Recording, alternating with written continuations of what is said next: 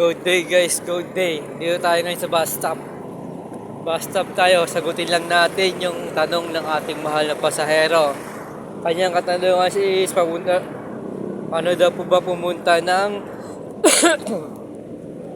San Jose del Monte, Bulacan papuntang Gapan, Nueva Ecija.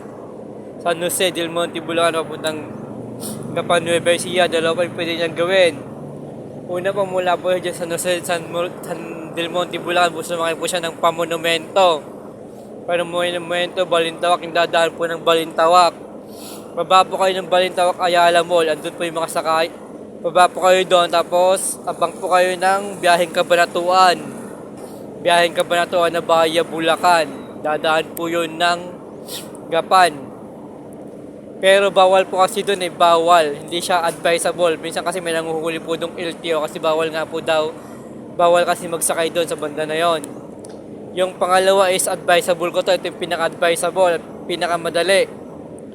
Punta po mula po dyan sa San Jose del Monte, Bulacan. Punta po kayo ng Santa Maria, Bulacan. Santa Maria sa may gawing palengke.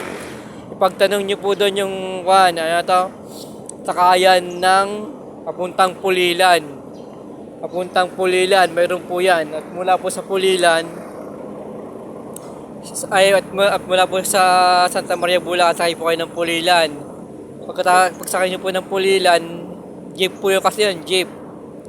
Punta po kayo sa crossing ng Pulilan. Punta kayo sa crossing ng Pulilan. Doon na rin po dumadaan yung mga biyaheng Cabanatuan. Sana nakatulong yung video na ito. Paki-comment sa baba yung katanungan. Paki-comment sa baba. Thank you and stay goodbye. Thank you.